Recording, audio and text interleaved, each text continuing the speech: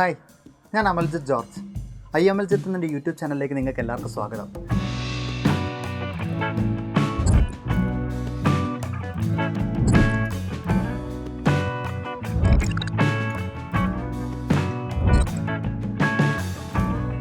അപ്പോൾ കഴിഞ്ഞ ഡിസംബറിൽ ഞാനൊരു വീഡിയോ ചെയ്തിരുന്നു. അതായത് ഒരു ബിഗിനർ ലെവൽ ആർട്ടിസ്റ്റിന് എങ്ങനെ കമ്മീഷൻ ആർട്ട് വർക്ക്സ് എന്ന് പറയുന്ന ഒരു സംഭവം സെറ്റപ്പ് ചെയ്യാമെന്നതിനെ ബേസ് ചെയ്ത്, അതായത് അതിനകത്തുള്ള ഡൂസ് ആൻഡ് ഡോൺസ് എല്ലാം നമ്മൾ വളരെ ക്ലിയർ ആയിട്ട് ഡിസ്കസ് ചെയ്തിരുന്നു. അപ്പോൾ ആ ഒരു വീഡിയോ ഇറങ്ങിയ ശേഷം, അത് കണ്ട ശേഷം ഒരുപാട് പേരെന്നെ കോൺടാക്ട് ചെയ്തിരുന്നു. കുറേ നല്ല റിവ്യൂസ് എല്ലാം കിട്ടി. അതേപോലെ തന്നെ കുറച്ച് ഫോളോ അപ്പ് ക്വസ്റ്റ്യൻസ് ഉണ്ടായിരുന്നു. അതിലെ വളരെ ഇമ്പോർട്ടൻ്റ് ആയിട്ടുള്ള 2 മേജർ ക്വസ്റ്റ്യൻസ് ഞാൻ ശ്രദ്ധിച്ചു. ഒന്നാമത്തത്, ചിലർ അവരുടെ ഫോട്ടോ എനിക്ക് അയച്ചു തന്നിട്ട് ഈ ഫോട്ടോയ്ക്ക് എത്ര രൂപയ്ക്ക് വാങ്ങാം എന്നതിനെ ബേസ് ചെയ്തിട്ടായിരുന്നു ഒന്നാമത്തെ ചോദ്യം. സോ അതൊരു ഡിഫിക്കൽട്ട് ക്വസ്റ്റ്യൻ ആണ്.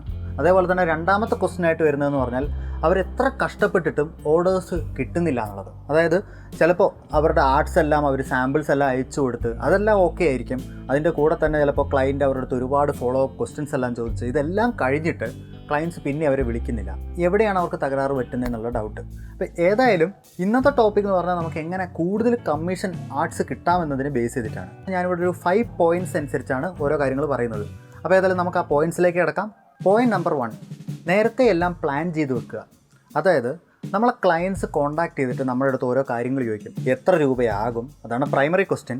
രണ്ടാമത്തത്, എത്ര നേരം എടുക്കും? നിങ്ങൾക്ക് ഇത്ര ദിവസം കൊണ്ട് ചെയ്ത് തീർക്കാൻ പറ്റുമോ? ചിലപ്പോൾ ക്ലയൻറ്റിന് ഓൾറെഡി ഒരു ഡെഡ് ലൈൻ ഉണ്ടാവുമോ? തീർച്ചയായും അവർ വിചാരിക്കുന്ന ഒരു സമയം കൊണ്ട് നമ്മുടെ വർക്ക് തീരുമോ?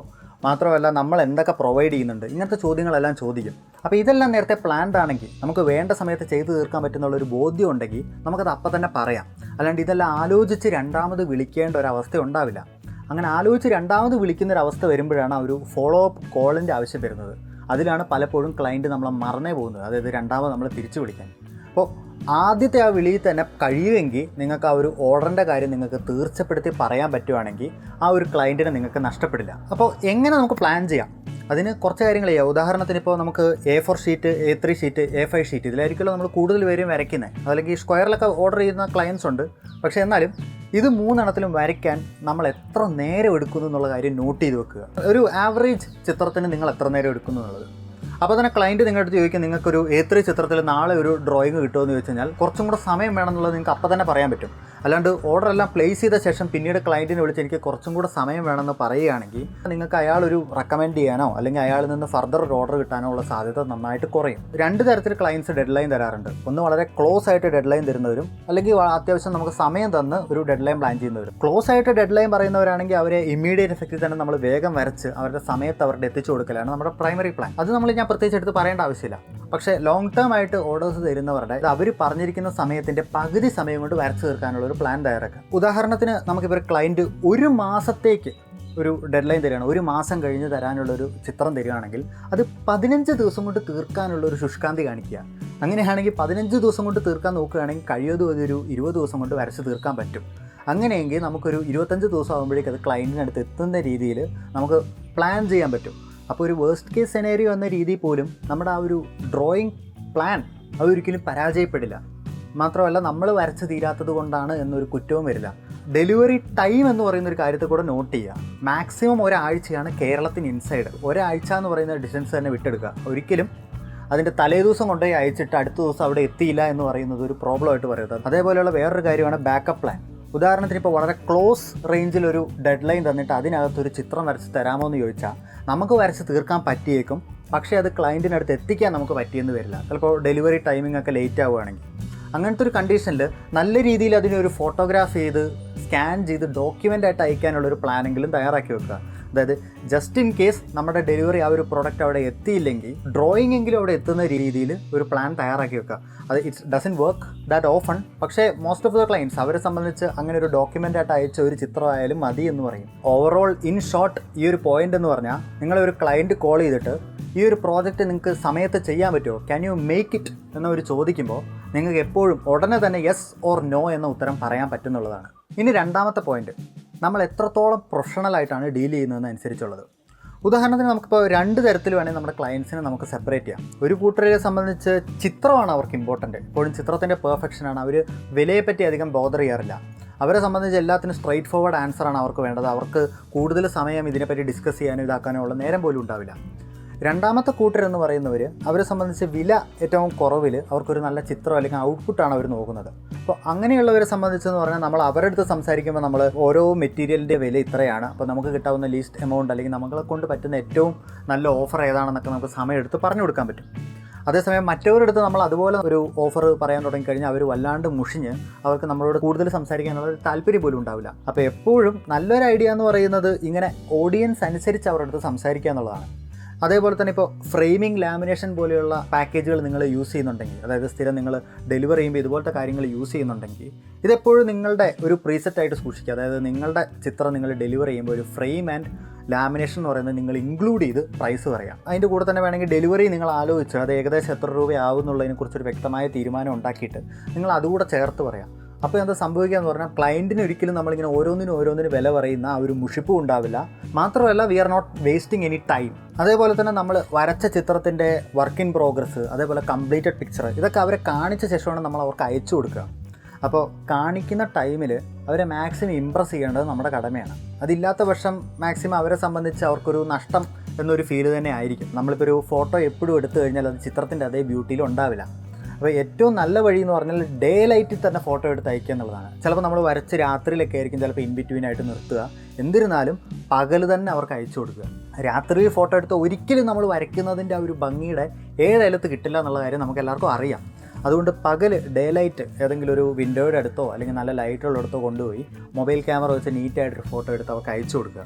അവർക്കിപ്പോൾ ഫോട്ടോയുടെ ഒരു ഇൻ ബിറ്റ്വീൻ കാണണം എന്നൊരു താല്പര്യം ഉണ്ടെങ്കിൽ അതുപോലത്തെ ഒരു റിസൾട്ട് കാണിച്ചു കൊടുക്കുന്നതാണ് ഏറ്റവും നല്ലത്. ഡേ ലൈറ്റിലെടുത്ത വർക്കിംഗ് പ്രോഗ്രസ് പിക്ചേഴ്സ് ആയിരിക്കും കുറച്ചുകൂടെ ആളുകളെ ഇമ്പ്രസ് ചെയ്യുക.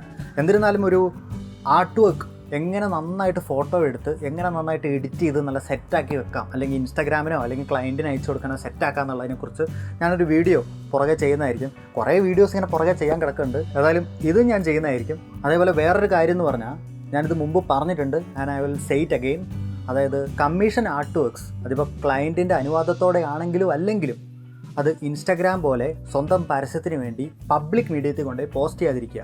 കാരണം ചിലപ്പോൾ ആ ഒരു ക്ലയൻറ്റിന് ഇഷ്ടപ്പെട്ടാലും ഇപ്പോൾ ആ ഒരു ക്ലയൻറ്റ് ഷെയർ ചെയ്ത സ്റ്റഫ് നമുക്ക് വേണമെങ്കിൽ റീപോസ്റ്റ് പോലെ ഷെയർ ചെയ്യാം. അല്ലാത്ത പക്ഷം നമ്മളുടേതായിട്ട് കൊണ്ടുപോയി ഷെയർ ചെയ്യുമ്പോൾ, നമ്മുടെ കമ്മീഷൻ ഓർഡേഴ്സിനൊക്കെ വേണ്ടിയിട്ട് നമ്മൾ ഷെയർ ചെയ്യുമ്പോൾ അത് മറ്റ് ക്ലയൻസ് കാണുന്നവർ വിചാരിക്കും നമ്മൾ അതുപോലെ അവരുടെ സാധനങ്ങളെല്ലാം എടുത്ത് നമ്മൾ പോസ്റ്റ് ചെയ്യുന്നു. എല്ലാവരും അപ്രിഷ്യേറ്റ് ചെയ്യുന്നൊരു കാര്യമല്ല അവരുടെ പേഴ്സണലായിട്ടുള്ളതായിട്ടുള്ള ഫോട്ടോസ് പബ്ലിക് മീഡിയത്തിൽ മറ്റൊരാൾ പോസ്റ്റ് ചെയ്യുന്നത്. ഇനി മൂന്നാമത്തെ പോയിൻ്റായിട്ട് ഞാൻ തിരഞ്ഞെടുത്തിരിക്കുന്നത് എമൗണ്ട് പ്ലാനിംഗ് ആണ്. എനിക്കറിയാം ഏറ്റവും കൂടുതൽ വരെ ബുദ്ധിമുട്ടിക്കുന്ന ടോപ്പിക്കാണ് എൻ്റെ ചിത്രം ഞാൻ എത്ര രൂപയ്ക്ക് വിൽക്കുന്നുള്ളത്. ഏതായാലും അതിനെപ്പറ്റി അത് തുടക്കം മുതൽ പറഞ്ഞു തരാനായിട്ട് ഒരുപാട് പോയിൻറ്റ്സ് ഉണ്ട്. അപ്പോൾ ഏതായാലും ഈ ഒരു സീരീസിൽ അതിൻ്റെ നെക്സ്റ്റ് വീഡിയോ ഞാൻ ആ ഒരു ടോപ്പിക്കായിരിക്കും ചെയ്യുന്നത്. തൽക്കാലം ഇത്രയും മനസ്സിലാക്കുക. അതായത് സോളിഡ് റേറ്റ്സ് മാത്രം എഴുതിയിട്ടുള്ള ഒരു ചാർട്ടെല്ലാമായിട്ട് നമ്മൾ പരസ്യം ചെയ്യാതിരിക്കുക. ഈ പ്രൈസ് ചാർട്ട്സ് നിങ്ങൾക്ക് കസ്റ്റമേഴ്സിനെ കൊണ്ടുവന്ന് തരുന്നു എന്ന് നിങ്ങൾ വിശ്വസിക്കുന്നുണ്ടെങ്കിൽ അതിനേക്കാളും കൂടുതൽ കസ്റ്റമേഴ്സിനെ അത് നഷ്ടപ്പെടുത്തുന്നുമുണ്ട്. ഉദാഹരണത്തിന് ചിലപ്പോൾ നിങ്ങൾക്ക് ഒരല്പം വേരിയബിൾ ആയിട്ടുള്ള ഒരു പ്രൈസ് റേഞ്ചിൽ വർക്ക്സ് ചെയ്യാൻ പറ്റിയെന്നിരിക്കാം. ചിലപ്പോൾ കുറച്ച് കുറഞ്ഞ സമയം കൊണ്ട് ചെയ്ത് തീർക്കുന്ന വർക്കുകളും കുറേ സമയം കൊണ്ട് ചെയ്ത് തീർക്കുന്ന വർക്കുകളും ഉണ്ടാവും. ഉദാഹരണത്തിന് ഇപ്പോൾ A4 ചിത്രങ്ങൾക്കെല്ലാം 1000 രൂപ എന്ന് പറഞ്ഞൊരു സോളിഡ് റേറ്റാണ് നിങ്ങൾ വെക്കുന്നതെന്ന് വിചാരിക്കുക. അപ്പോൾ ചിലപ്പോൾ ഒരു വ്യക്തി മാത്രമുള്ള ഒരു സിംഗിൾ പോർട്രേറ്റ് ചിത്രം നിങ്ങൾക്ക് 1000 രൂപയ്ക്ക് കിട്ടി. യു ഫീൽ ലൈക്ക് നിങ്ങൾക്ക് ഒരുപാട് ലാഭം കിട്ടിയതുപോലെ നിങ്ങൾക്ക് തോന്നും. അതേസമയം രണ്ടാമത്തെ ഓർഡർ വന്നതെന്ന് പറഞ്ഞാൽ 10 പേരുള്ള ഒരു ചിത്രമാണ് നിങ്ങൾക്ക് കിട്ടിയത്. A4 ചിത്രത്തിന് 1000 രൂപ എന്നുള്ള നിങ്ങളുടെ പരസ്യം കണ്ടു വന്ന ആൾ 1000 രൂപ വെച്ച് നോക്കുകയാണെങ്കിൽ ഇത് വളരെ നഷ്ടമായിരിക്കും. അപ്പോൾ അതുപോലത്തെ വ്യത്യാസങ്ങളുള്ള സ്ഥിതിക്ക് നിങ്ങൾ പ്രൈസ് പ്ലാൻ ചെയ്യുമ്പോൾ കുറച്ചുകൂടെയും സെൻസിറ്റീവായിട്ട് തന്നെ പ്ലാൻ ചെയ്തേ പറ്റുള്ളൂ. അതുകൊണ്ട് അതിനെപ്പറ്റി ഞാനൊരു സെപ്പറേറ്റ് വീഡിയോ ചെയ്യുന്നതായിരിക്കും. ഏതായാലും ഇത്രയും മനസ്സിലാക്കുക, എല്ലാ ക്ലയൻസിനും അവരുടെ ആർട്ട് വർക്ക്സ് അവർ നമ്മൾ കൊടുക്കുന്നതിന് ഒരല്പം ഒരു യുണീക്ക് റേറ്റ് ആണെങ്കിൽ അവരത് നന്നായിട്ട് അപ്രിഷ്യേറ്റ് ചെയ്യാം. നാലാമത്തെ പോയിൻ്റാണ് ഇതിൻ്റെ അഡ്വർടൈസ്മെൻറ്റ് ആൻഡ് മാർക്കറ്റിംഗ്. ചിലപ്പോൾ നമ്മൾ വലിയ ഇൻപുട്ടൊന്നും ഇടാതെ ഒരുപാട് പണച്ചെലവൊന്നും ഇല്ലാതെ തന്നെ നമുക്ക് ഇതിൻ്റെ അഡ്വർടൈസ്മെൻറ്റ് ചെയ്യാൻ പറ്റും. ഇൻസ്റ്റാഗ്രാമിൽ ഒരു സ്റ്റോറി ആയിട്ടോ ഫേസ്ബുക്കിൽ ഒരു പോസ്റ്റ് ആയിട്ടോ ഇട്ട് കഴിഞ്ഞാൽ ചിലപ്പോൾ നല്ല ഓർഡേഴ്സ് കിട്ടിയെന്നിരിക്കും. നിങ്ങൾക്ക് എത്ര ഓർഡർ ചെയ്യാൻ പറ്റുന്നുള്ളൊരു വ്യക്തമായ ഒരു ധാരണ ഉണ്ടാക്കിയ ശേഷം അഡ്വർടൈസ് ചെയ്യുക. അതായത് ഒരുപാട് ഓർഡേഴ്സ് വന്ന ശേഷം അയ്യോ ഇനി ഞാൻ ഓർഡേഴ്സ് എടുക്കുന്നില്ല എന്ന് പറയുന്നതിനേക്കാളും നിങ്ങൾക്ക് ഇപ്പോൾ ഉദാഹരണത്തിന് എനിക്കിപ്പോൾ 1-2 ഓർഡർ മാത്രം മതിയെന്നുണ്ടെങ്കിൽ ഞാനൊരു ഇൻസ്റ്റാഗ്രാം സ്റ്റോറി ഇട്ടാൽ തന്നെ ധാരാളമായിരിക്കും. അതേസമയം എനിക്കിപ്പോൾ ഒരു 5-6 ഓർഡർ എടുക്കാനുള്ളൊരു സമയമുണ്ട്. ഇപ്പോൾ ലോക്ക്ഡൗൺ സമയം പോലത്തെ ഒരു സമയമാണ്. എനിക്ക് ഒരുപാട് നേരം കോൺസെൻട്രേറ്റ് ചെയ്യാൻ പറ്റും. ഞാൻ ഒരുപാട് പുറത്ത് പോകുന്നില്ല. എൻ്റെ കയ്യിൽ മെറ്റീരിയൽസ് എല്ലാം സ്റ്റോക്ക് ഉണ്ട്. ഇങ്ങനത്തെയൊക്കെ വ്യക്തമായ ധാരണ ഉണ്ടെങ്കിൽ നിങ്ങൾക്ക് കുറച്ചും കൂടെ ഓർഡേഴ്സ് എടുക്കാമെന്നുണ്ടെങ്കിൽ കുറച്ചും കൂടെ നല്ലൊരു അഡ്വർടൈസ്മെൻറ്റ് നിങ്ങൾക്ക് കൊടുക്കാം. ഇപ്പോൾ ഏതൊക്കെ മീഡിയം ഉണ്ടോ അതിലെല്ലാം പോയിട്ട് നിങ്ങൾക്ക് ഇതാക്കാം. ചിലപ്പോൾ വേണമെങ്കിൽ അതൊരു പ്രൊമോട്ടഡ് പോസ്റ്റായിട്ട് നിങ്ങൾക്ക് ഷെയർ ചെയ്യാം. അതേപോലെ ഇടയ്ക്ക് കുറച്ച് ഓഫേഴ്സും പിന്നെ സീസണൽ ആയിട്ടുള്ള ചില ഡിസ്കൗണ്ട്സ് എല്ലാം നൽകാൻ നോക്കുക. അങ്ങനെയൊക്കെയാണ് കൂടുതൽ ഓർഡേഴ്സ് കിട്ടും. ഉദാഹരണത്തിന് ഇപ്പോൾ ഫെബ്രുവരി ടൈം വാലന്റൈൻസ് ഡേ ടൈമാണ്. അപ്പോൾ ആ ഒരു ടൈമിൽ കപ്പിൾ പോർട്രേറ്റ്സ് ഒരുപാട് വരാനുള്ള സാധ്യതയുണ്ട്. ഒരു 15-ാം തീയതി വരെ നിങ്ങളൊരു ഓഫർ കൊടുക്കുകയാണെങ്കിൽ കൂടുതൽ ഓർഡേഴ്സ് നിങ്ങൾക്ക് കിട്ടും. അത് സ്വാഭാവികമാണ്. അതേപോലെ തന്നെ ഒരു മാർച്ച്, ഏപ്രിൽ, മെയ്, ജൂൺ ആ ഒരു ടൈമിലായിരിക്കും ഏറ്റവും കൂടുതൽ വെഡ്ഡിങ്സ് നടക്കുക നമ്മുടെ നാട്ടിൽ. അപ്പോൾ ആ ഒരു ടൈം അനുസരിച്ച് വെഡ്ഡിങ് പോർട്രേറ്റ്സിനെല്ലാം ഒരു ചെറിയ ഓഫർ കൊടുക്കാം. അതേപോലെ തന്നെ ഇപ്പോൾ ക്രിസ്മസ് ടൈം, അതേപോലെ തന്നെ ഓണം ടൈമിലൊക്കെ ആയിരിക്കും ഏറ്റവും കൂടുതൽ ഫാമിലി പോർട്രേറ്റ്സ് വരിക. കാരണം ഫാമിലി എല്ലാം ഒത്തുകൂടുന്ന ഒരു ടൈം. ആ ഒരു ടൈം അനുസരിച്ച് അതിന് വേണമെങ്കിൽ ഒരു ഓഫർ കൊടുക്കാം. ഇതുപോലെ ഓഫേഴ്സ് നന്നായിട്ട് പ്ലാൻ ചെയ്യാൻ പറ്റുമെങ്കിൽ നിങ്ങൾക്ക് കൂടുതൽ ഓർഡേഴ്സ് കിട്ടാൻ വളരെ എളുപ്പമാണ്. ഇനി 5-ാമത്തെ പോയിന്റ് എന്ന് പറഞ്ഞു കഴിഞ്ഞാൽ അത് ഡിസ്കൗണ്ട് പ്ലാനിങ്ങിനെ കുറിച്ചാണ്. ഫ്രണ്ട്സ് ആൻഡ് ഫാമിലി ഡിസ്കൗണ്ട് കൊടുത്താൽ എപ്പോഴും നിങ്ങൾക്ക് കൂടുതൽ ഓർഡേഴ്സ് കിട്ടും, കൂടുതൽ റെക്കമെൻഡേഷൻസ് കിട്ടും. അതിന് വളരെ എളുപ്പമാണ്. ഇപ്പോൾ ഫ്രണ്ട്സ് നിങ്ങൾക്ക് ഓർഡേഴ്സ് തരികയാണെങ്കിൽ നിങ്ങളൊരു പെർട്ടിക്കുലർ എമൗണ്ട് ഡിസ്കൗണ്ട് നിങ്ങൾ തീരുമാനിച്ചെങ്കിൽ ആ ഫ്രണ്ട്സ് റെക്കമെൻഡ് ചെയ്ത് അല്ലെങ്കിൽ റെഫർ ചെയ്ത് വരുന്ന വേറെ കസ്റ്റമേഴ്സിന് നിങ്ങൾ അതിൻ്റെ ഒരു പകുതി ശതമാനം ഡിസ്കൗണ്ട് കൊടുക്കുക. ഓഫർ എന്ന് പറഞ്ഞു കഴിഞ്ഞാൽ നമുക്ക് എപ്പോഴും അത് ഓർഡർ പ്ലേസ് ചെയ്യുന്ന ആ ഒരു സമയത്ത് മാത്രമേ നമുക്ക് ഇനീഷ്യേറ്റ് ചെയ്യാൻ പറ്റുള്ളൂ. പക്ഷേ ഡിസ്കൗണ്ട് പ്ലേസ് ചെയ്യുമ്പോൾ കുറച്ച് ഡിഫറൻ്റ് ആയിട്ട് കൊടുക്കുക. അതായത് ഒന്നുകിൽ നിങ്ങൾ ഫ്രെയിമിങ്, ലാമിനേഷൻ പോലെയുള്ള എക്സ്ട്രാ ചിലവുകൾ, ഒരു എപ്പോഴും ചിത്രം വരയ്ക്കുന്നതിൻ്റെ ഒരു 10% റേറ്റ് ആയിരിക്കും ആ ഒരു സാധനത്തിന്, ഒരു 1000 എബോവ് ആണെങ്കിൽ തന്നെ. അപ്പോൾ ആ ഒരു വസ്തു വേണമെങ്കിൽ നമുക്ക് ഫ്രീ ആയിട്ട് ചെയ്ത് കൊടുക്കാം. വേറൊരു വഴി എന്ന് പറയുന്നത് ഓർഡർ പ്ലേസ് ചെയ്യുന്ന സമയത്ത്, അതായത് അവർ നമുക്ക് പേ ചെയ്യാനാവുന്ന സമയത്ത് പോയിട്ട് നമുക്ക് ഈ ഒരു 10% ഡിസ്കൗണ്ട് ഞങ്ങൾ തരുന്നു എന്ന് പറഞ്ഞു കൊടുക്കാം. ഇതിലേതെങ്കിലും ഒന്ന് ചെയ്താൽ മതി. പക്ഷേ കുറച്ചും കൂടെ ഓർഡേഴ്സ് കിട്ടാനുള്ളൊരു സാധ്യത നന്നായിട്ട് കൂടും. ഓർഡേഴ്സ് കിട്ടുന്നതിൻ്റെ കാര്യം എന്ന് പറഞ്ഞാൽ, അപ്പോൾ ഇങ്ങനെ ചെയ്യുന്നവരെ അവർ നന്നായിട്ട് റെഫർ ചെയ്യും, മറ്റു ആളുകൾക്ക് പറഞ്ഞു കൊടുക്കും. അങ്ങനെയുള്ളവർ നമുക്ക് കൂടുതൽ ഓർഡേഴ്സും കിട്ടും. അപ്പോൾ ഏതായാലും വീഡിയോ അതിൻ്റെ അവസാനത്തെ ഭാഗത്തേക്ക് എത്തിയിരിക്കുകയാണ്. അപ്പോൾ നിങ്ങൾക്ക് ഈ വീഡിയോ ഇഷ്ടപ്പെട്ടാൽ like and share it with your friends. കഴിവതും ആർട്ടിസ്റ്റായിട്ടുള്ള ഫ്രണ്ട്സിനെല്ലാം നിങ്ങളിത് ഷെയർ ചെയ്ത് കൊടുക്കുക. എനിക്കും അവർക്കും എന്തെങ്കിലും ഒരു ഉപകാരമാവട്ടെ. അതേപോലെ തന്നെ വീഡിയോസ് നിങ്ങൾക്ക് ഇഷ്ടപ്പെടുകയാണെങ്കിൽ ഇതിന് മുമ്പത്തെ വീഡിയോസ് എല്ലാം നിങ്ങൾക്ക് കാണണം, നെക്സ്റ്റ് വീഡിയോസിൻ്റെ കറക്റ്റ് സമയത്ത് നോട്ടിഫിക്കേഷൻ നിങ്ങൾക്ക് അറിയണം എന്നൊക്കെ ഉണ്ടെങ്കിൽ നിങ്ങൾ സബ്സ്ക്രൈബ് ചെയ്യുക. ചാനൽ സബ്സ്ക്രൈബ് ചെയ്യുന്നതിനൊപ്പം കൂടെ ഒരു ബെല്ലൈക്കൺ ഉണ്ടാവും. ആ ഒരു ബെല്ലൈക്കണിലൊരു അപ്പോൾ നിങ്ങൾക്ക് ഓൾ എന്ന് പറഞ്ഞൊരു ബട്ടൺ അമർത്തിക്കഴിഞ്ഞാൽ നിങ്ങൾക്ക് എല്ലാ നോട്ടിഫിക്കേഷൻസും റൈറ്റ് ടൈമിൽ കിട്ടിക്കൊണ്ടിരിക്കും. And we will meet again. Thank U.